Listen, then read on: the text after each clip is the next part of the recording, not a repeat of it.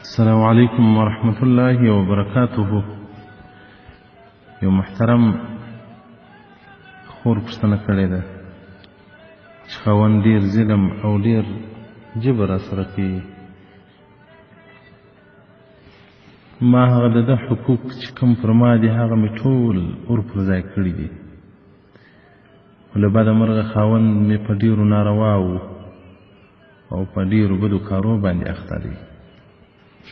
په دې باندې بیریږم چې د ده په سبب باندې به الله جل جلاله هم په موږ باندې له عذاب را نازل کړي او په یو ډېره مقدسه او پاک خاوره کې لکه مدینة المنوره دلته په عیاشي او په فحش باندې اخته دی. مخکې تر دې چې دغه علاج در وښیو چې څنګه به الله جل جلاله دی سړی کړي او څنګه به ستا سره مینه او محبت او الفت پیدا شي. محترمینو، دا نن مې هم یو ځای مجلس و د علماو. بعضو ملګري د دې سفر کارګزاري راڅخه پوښتله. مال د هغه پښتنو پر حال باندې مې ډېر زړه ډک کوي چې په مدینة المنوره او په مکة المکرمه کې ژوند کوي. په هغه کې بعضې ورونه د الله جل جلاله له دین څخه ډېر لرې پاته وه او د رسول الله صلی الله علیه وسلم د سنتیاتو څخه ډېر لرې پاته وه. په مدینة المنوره کې او یا په مکة المکرمه کې په زنا او په لواطتو باندې مبتلا وه. نو محترمینو، دا دنیا تلونکې ده، پر عربو هم تېرېږي، پر امریکایانو هم تېرېږي، پر جرمنیانو او پر برطانویانو هم تېرېږي. هغه د افغانستان د هغه غرو په لمن کې چې هغه سپېره سپېره کلي دي هغه خلکو باندې هم تېرېږي. خو نر هغه دی چې د آخرت دپاره یې توشه برابره کړه.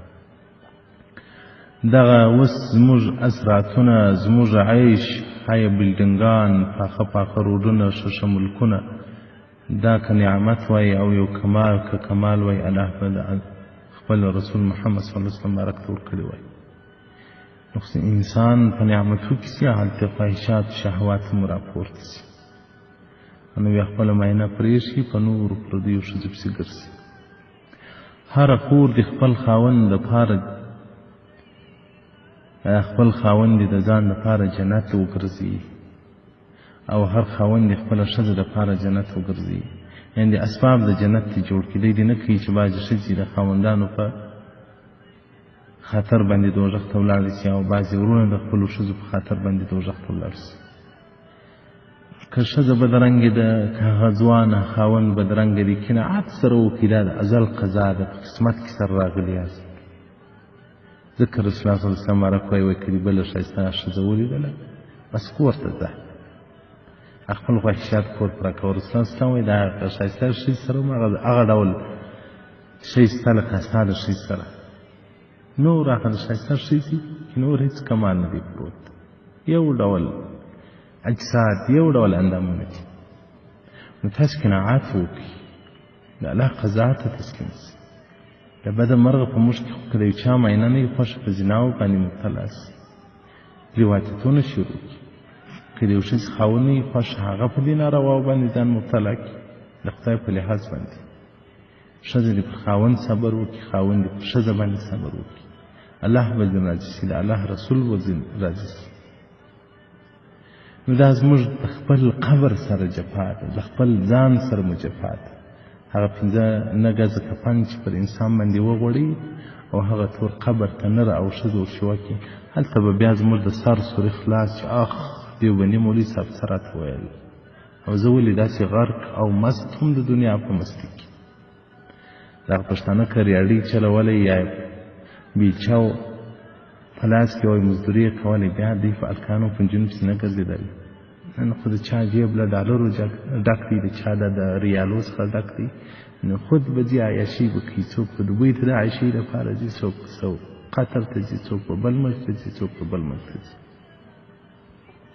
خو اصل کې د الله جل جلاله څخه وبېرېږي. نو دغه محترم خور ته د رسول الله صلی الله علیه و آله وصحبه وسلم یو نبوي نسخه ښایي. عن أسرة مبارك خروات عن رسول الله صلى الله عليه وآله وصحبه وسلم قال: الرسول صلى الله عليه وسلم بارك الله اللهم لا سهل إلا ما جعلته سهلا وأنت تجعل الحزن إذا شئت سهلا. نو دغه دعا محترمه کوه، اللهم لا سهل إلا ما جعلته سهلا وأنت تجعل الحزن إذا شئت سهلا. او په زړه کې هغه خپل مراد ونیسي چې الله زما خاوند ته هدایت وکړه، زما خاوند ته قناعت زما په وجود باندې ورکړه چې په ما باندې قناعت وکړي او له نورو نجونو څخه یې سترګې راواړوي. او که د یو خاوند ښځې بې لارې هغه دې دغه دعا وایي. حدیث رقم 389.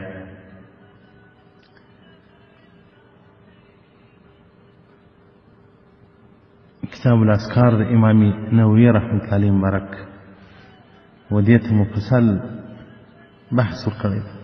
نو دغه دعا محترمینو ډېره تلاوت کوه او په زړه کې خپل مشکل چې درسره دی هغه په زړه کې نسه چې یا ربه دغه مشکل مې را حل کړه. کتاب الاذکار د امام نووي صفحه 190. نو انشاءالله الرحمن زه یې په لیکلي باندې هم در واستم. والسلام علیکم ورحمة الله وبرکاته.